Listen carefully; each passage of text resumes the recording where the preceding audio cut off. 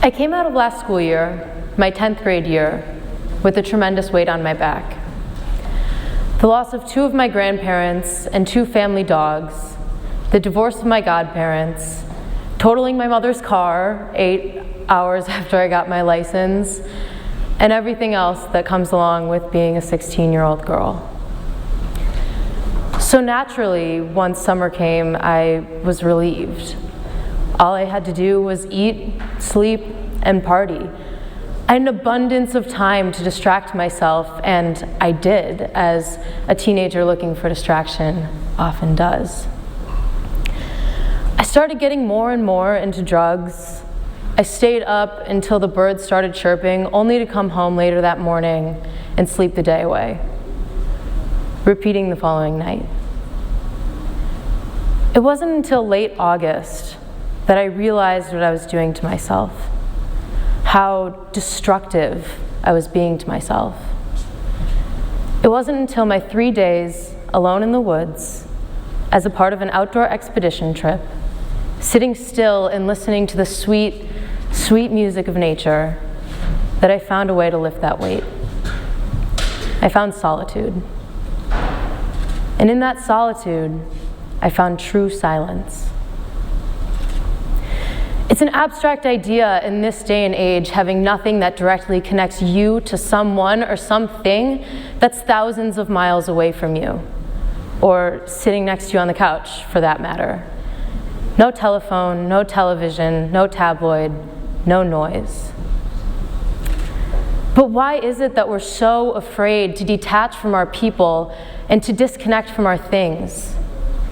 In learning to trust ourselves, we can lead richer and more satisfying lives that include stronger relationships, higher cognition, increased creativity, and better physical health. But before we can achieve this, we must intricately and introspectively learn ourselves. And the easiest way to do so is through intentional solitude. UMass Amherst psychologists Long and Averill examined the advantages of intentional solitude in their article, Solitude, an exploration of the benefits of being alone. They propose that by reducing environmental interaction and stimulation, not only are thoughts organized in a different manner, but they flow much more easily.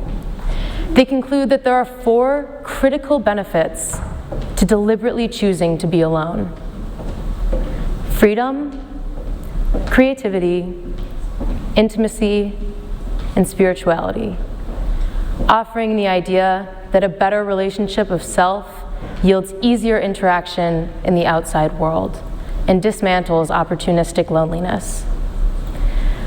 These benefits have been proven over and over again throughout human history.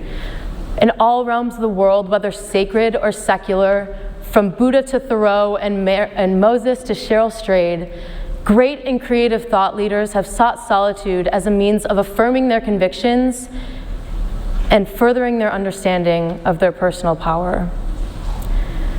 The outcomes of their intentional solitude have impacted and transformed the ways we view ourselves and our world. When we intentionally seclude ourselves, we're forced to focus on I. Who am I? Who do I want to be? What am I doing to help myself? What am I doing to help the world? With no distractions, I cannot run from me. With no distractions, I cannot run from me. And in silence, we're able to find the answers, even when those answers force us to change. I spent those 3 days listening only to my thoughts, processing the grief that I'd put on the back burner for a better part of the year, and thinking about what I wanted to get out of my life. The inescapable self-connection compelled me to face my faults and to re-engage with my lust for life. I came out of those days feeling better and more like myself than ever before.